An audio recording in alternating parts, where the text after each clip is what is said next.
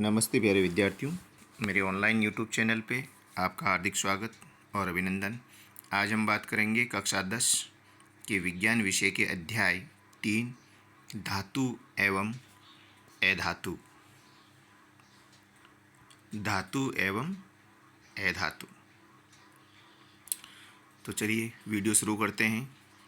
सर्वप्रथम पढ़ते हैं हम धातुओं के भौतिक गुणधर्म। शुद्ध धातु की सतह चमकदार होती है। शुद्ध धातुएं जो होती है वो हमेशा चमकीली होती है, जैसे सोना। सामान्यतः धातुएं हैं वो कठोर होती है, जैसे लोहा और तांबा। अपवाद स्वरूप मरकरी या पारा कमरे के ताप पर द्रव अवस्था में होती है। यानी सभी धातुएं हैं वो ठोस अवस्था में होती है, लेकिन पारा है वो रूम टेम्परेचर पर द्रव अवस्था में होता है। ये अपवाद है। धातुएं ऊष्मा की सुचालक होती है। ऊष्मा की सर्वाधिक चालक धातुएं चांदी, कॉपर होती है। यानी सभी धातुएं हैं वो ऊष्मा पाकर गर्म होती है, लेकिन कुछ धातुएं हैं बहुत अधिक इस गुणधर्म को प्रदर्शित करती है, वह है चांदी और कॉपर। जबकि लेड, मरकरी ऊष्मा की कुचालक होती है, ये अपना टेम्परेचर नहीं बढ़ाती है। नेक्स्ट है धातुएं विद्युत की सुचालक होती है। यानी धातुएं हैं वो विद्युत की सुचालक होती है। जो धातुएं कठोर सतह से टकराने पर आवाज़ करती है उसे ध्वनिक व सोनीरस कहते हैं। उदाहरण लोहा और तांबा। यानी धातुएं हैं वो टकराने पर या पीटने पर आवाज़ उत्पन्न करती है। इस गुण को ध्वनिक गुण या सोनरस कहा जाता है। धातुओं का गलनांक अधिक होता है। धातुओं का गलनांक है वो अधिक होता है, जैसे टंगस्टन। टंगस्टन धातु का गलनांक सर्वाधिक है, जबकि गैलियम सीजियम का गलनांक बहुत कम होता है।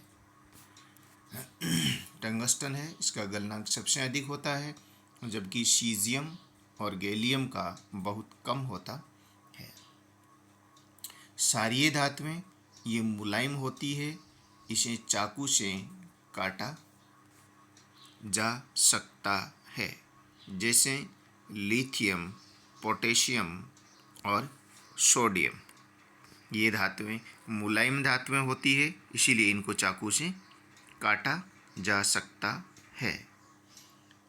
धातुएं आघात वर्धनीय होती है, अर्थात धातुओं को पीटकर पतली चद्दर बनाया जा सकता है, जैसे सोना है, चांदी है, तांबा है, लोहा है।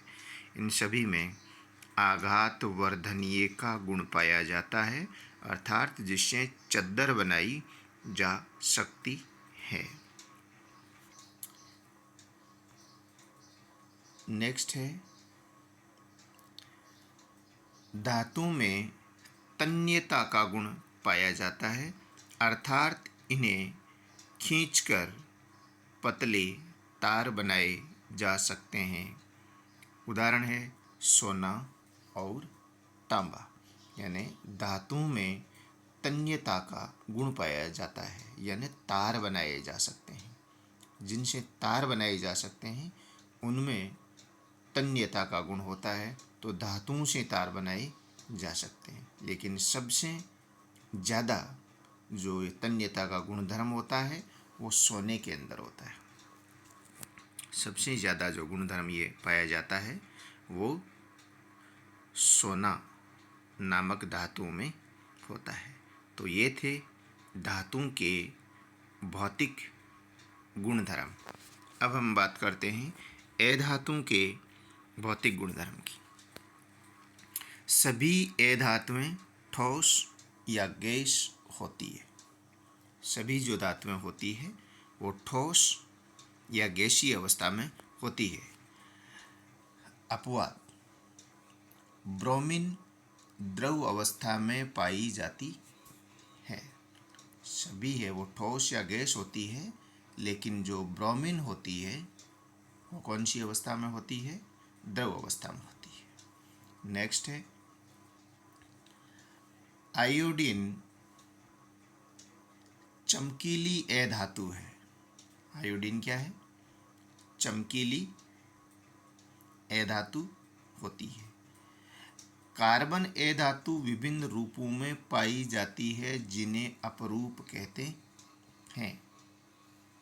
कार्बन जो है अधातु होती है, विभिन्न रूपों में पाई जाती है, यानी इनके अलग अलग रूप होते हैं, जिन्हें कार्बन के अपरूप कहते हैं।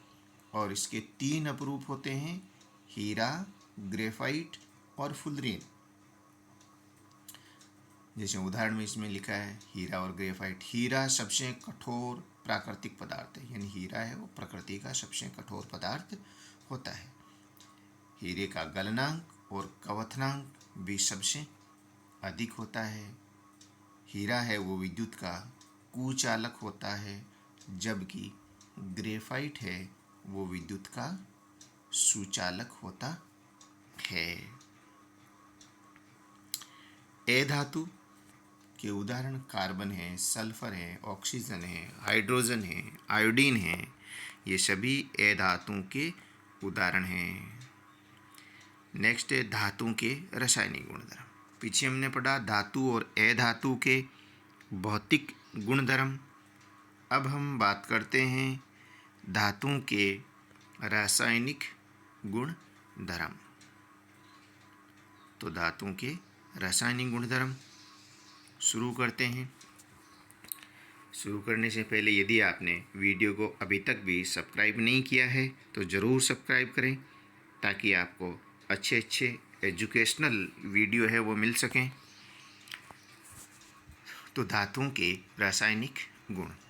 पहला है धातु का वायु में दहन।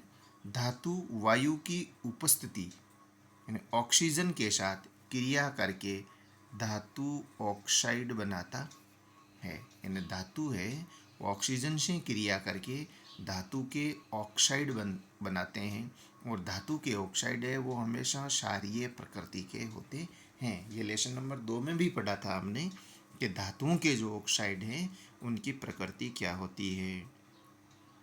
तो धातुओं के ऑक्साइड हैं वो क्षारीय प्रकृति के होते हैं। देखिए धातु है कॉपर, ऑक्सीजन से अभिक्रिया करती है और कॉपर का ऑक्साइड बनाती है। ये काले रंग का होता है। ये कैसा होता है? काले रंग का, यानी कॉपर के किसी भी बर्तन के ऊपर मटमैले कलर की परत का जम जाना वो कॉपर का ऑक्साइड होता है, और ये क्षारीय प्रकृति का होता है। एल्यूमिनियम ऑक्सीजन से अभिक्रिया करता है तो एल्यूमिनियम का ऑक्साइड बनता है, Al2O3 बनता है। नेक्स्ट है उभयधर्मी ऑक्साइड। कुछ धातु ऑक्साइड अम्लीय, कुछ धातु ऑक्साइड क्षारीय, दोनों प्रकृति के होते हैं। ये अम्ल तथा क्षारक दोनों से अभिक्रिया कर लवण व जल बनाते हैं, जैसे एल्यूमिनियम के ऑक्साइड और जिंक का ऑक्साइड। अभी हमने पढ़ा Cu का जो ऑक्साइड है वो अम्लीय प्रकृति का होता है, जबकि एल्यूमिनियम Al2O3 और जिंक ऑक्साइड ZnO ये उभयधर्मी प्रकृति के होते हैं। उभयधर्मी का मतलब क्या होता है? उभयधर्मी का मतलब होता है जिनमें क्षारीय और अम्लीय दोनों प्रकार के गुण को प्रदर्शित करता है। इसीलिए ये अम्ल और क्षार से अभिक्रिया करके लवण व जल बनाते हैं। देखिए Al2O3 जब HCl से अभिक्रिया करता है, Al2O3 HCl का मतलब अम्ल से जब अभिक्रिया करता है तो AlCl3 लवण और H2O जल बनाता है। ये इसका मतलब Al2 है वो क्षारीय प्रकृति का होता है जो अम्ल से अभिक्रिया करता है और अम्ल से अभिक्रिया करके ये लवण और जल बनाता है। ये एल्यूमिनियम का क्लोराइड है, ये उदासीनीकरण अभिक्रिया का भी उदाहरण है। नेक्स्ट है यही Al2O3 जब NaOH ये क्षारीय प्रकृति का है से अभिक्रिया करता है तो NaAlO2 ये भी लवण है जिसे सोडियम एल्यूमिनेट कहते हैं और जल बनाता है। अर्थात हम ये कह सकते हैं कि Al2O3 एल्यूमिनियम का ऑक्साइड HCl से अभिक्रिया करता है तब क्षारीय प्रकृति का होता है और NaOH से अभिक्रिया करता है तो अम्लीय प्रकृति का होता है। अर्थात इनमें क्षारीय और अम्लीय दोनों प्रकार के गुण पाए जाते हैं, इसीलिए इसको उभयधर्मी ऑक्साइड कहा जाता है। धातु ऑक्साइड। धातु ऑक्साइड सामान्यतः जल में अघुलनशील होते हैं। धातु ऑक्साइड सामान्यतः जल में अघुलनशील होते हैं। अपवाद सोडियम का ऑक्साइड, पोटेशियम का ऑक्साइड जल में घुलकर क्षार देते हैं। जैसे Na2OH2O से अभिक्रिया करता है तो NaOH सोडियम हाइड्रोक्साइड बनाता है।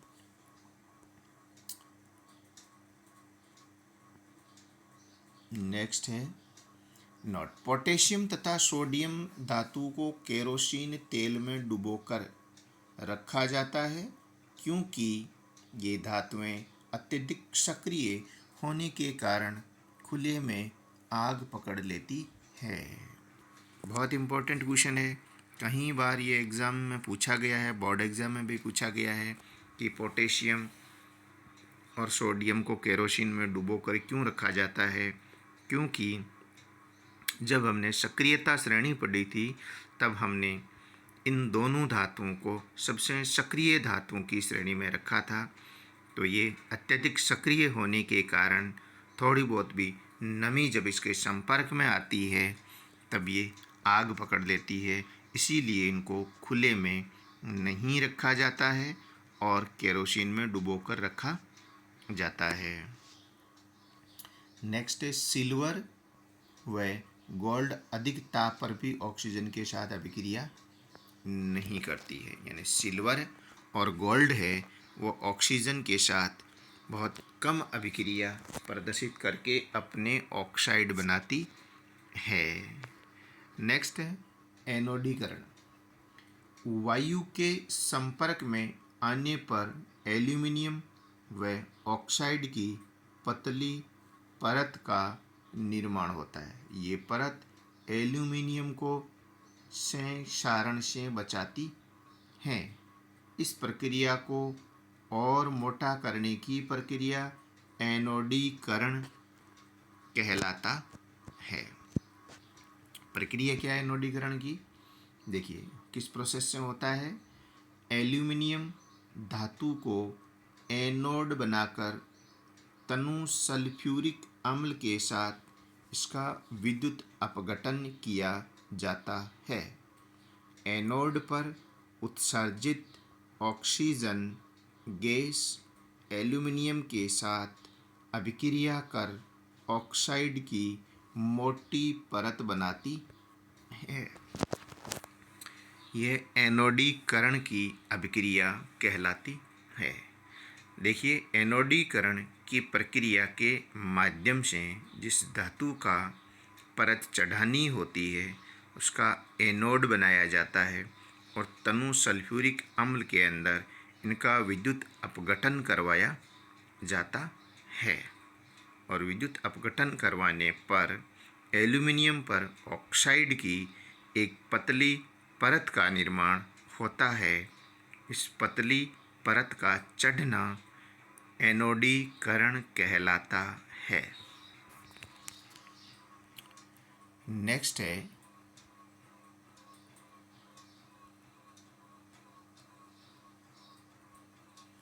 धातुओं की जल के साथ अभिक्रिया। तो धातुएं हैं वो जल के साथ अभिक्रिया करके धातु का ऑक्साइड व हाइड्रोजन गैस देती है। धातु प्लस जल, धातु के ऑक्साइड प्लस हाइड्रोजन गैस। जो धातु ऑक्साइड जल में घुलनशील हैं, धातु हाइड्रोक्साइड देती है, किंतु सभी धातुएं जल के साथ अभिक्रिया नहीं करती हैं। सभी धातुएं हैं वो जल के साथ अभिक्रिया नहीं करती है। देखिए पोटेशियम,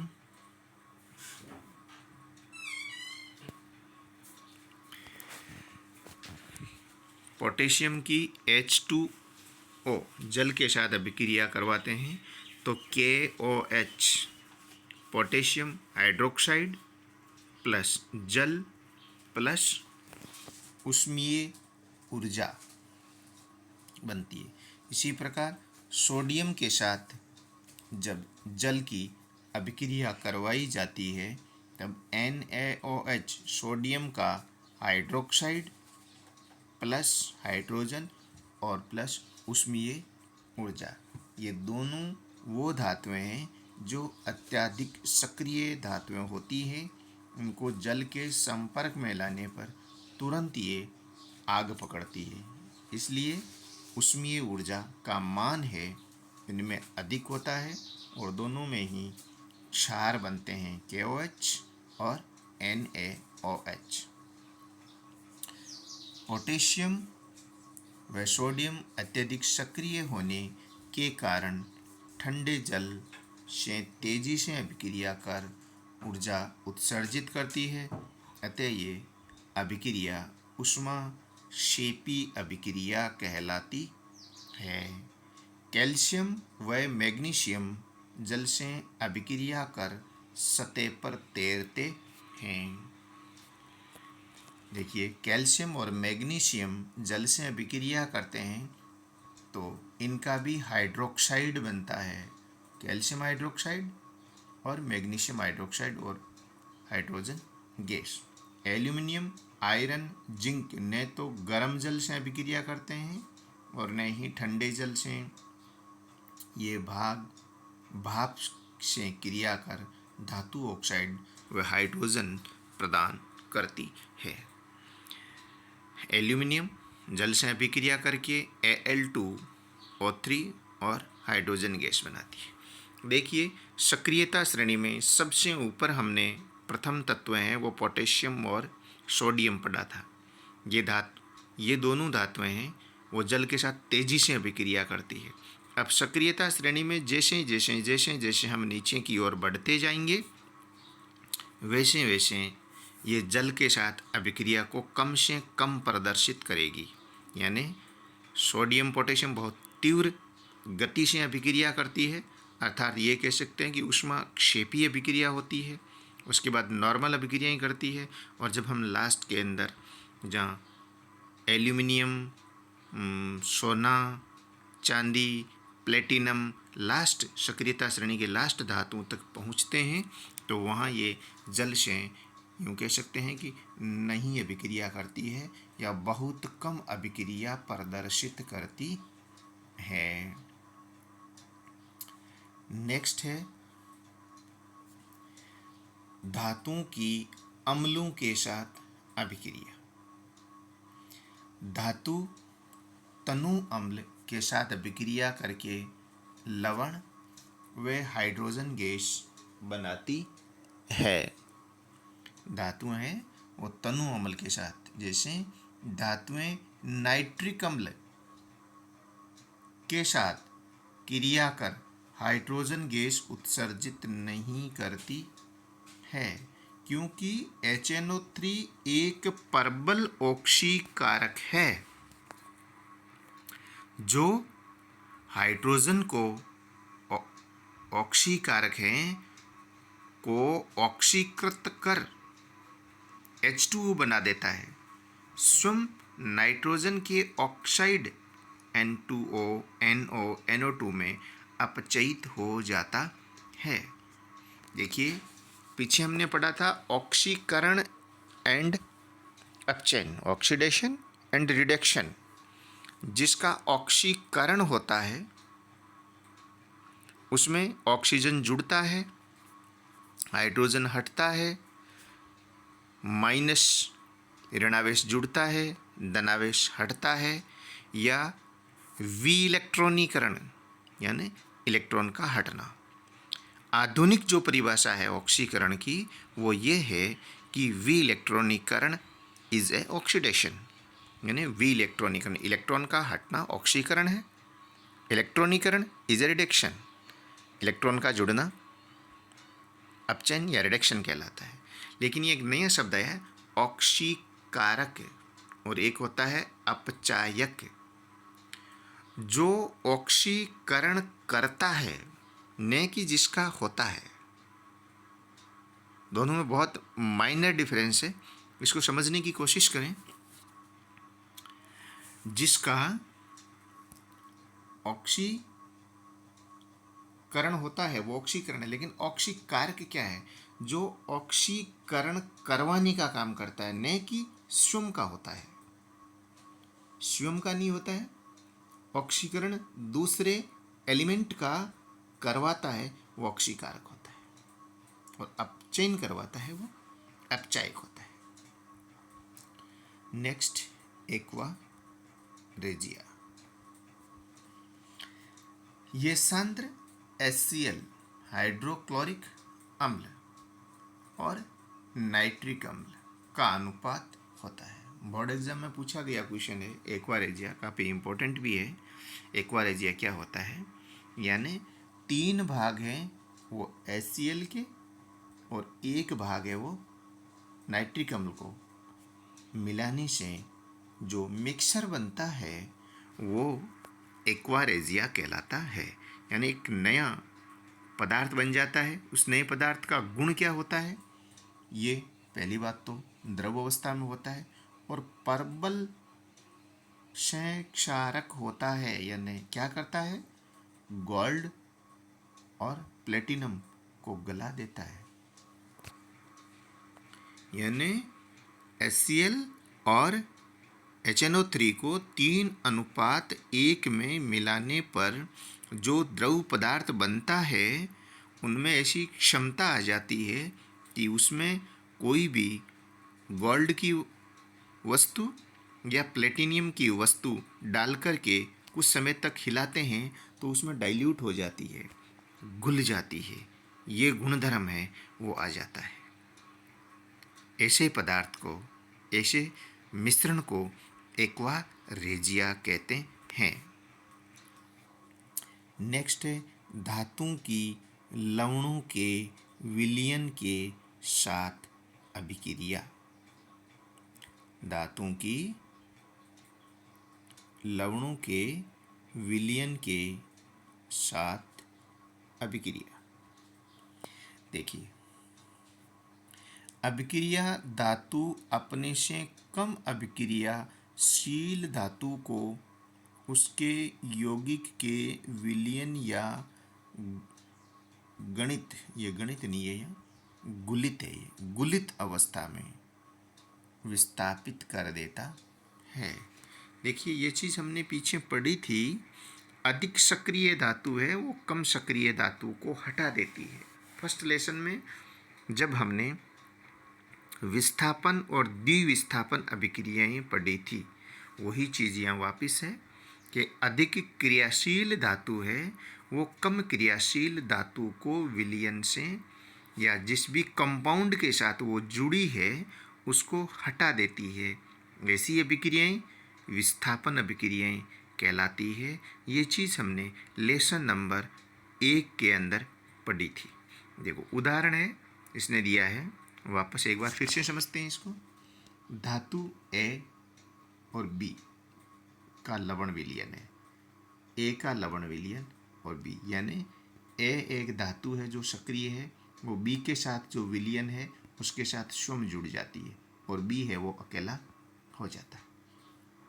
समझिए बात को।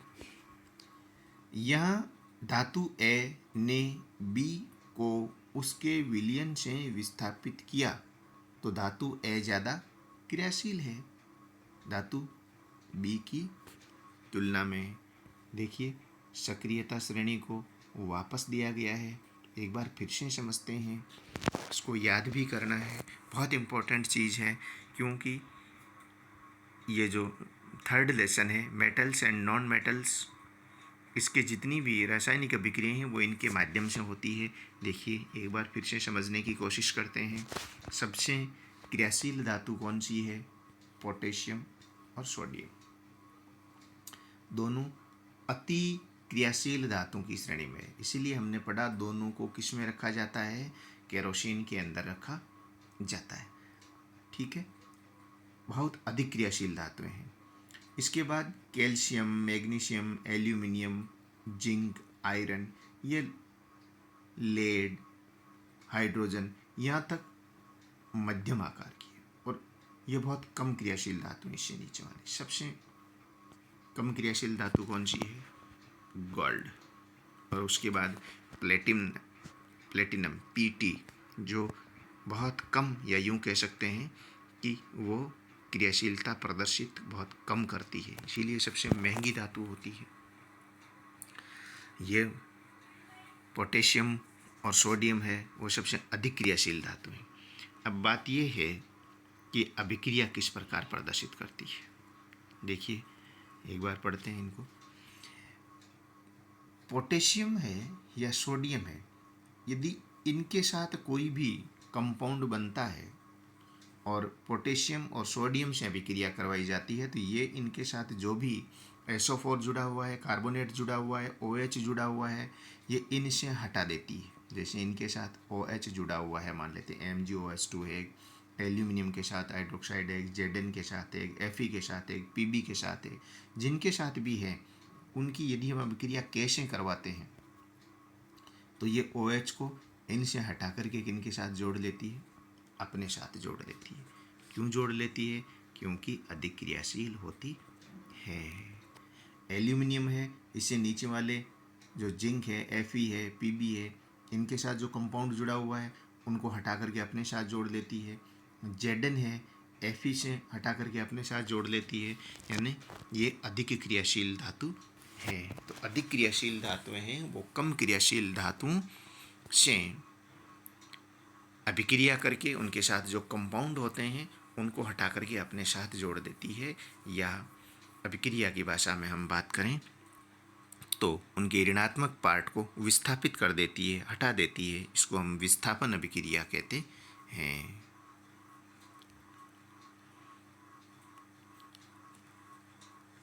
आज के लिए बस इतना ही। इससे आगे धातु व अधातु की अभिक्रिया की बात करेंगे हम इसके पार्ट नंबर 2 में। ये था लेसन नंबर 3 का प्रथम पार्ट।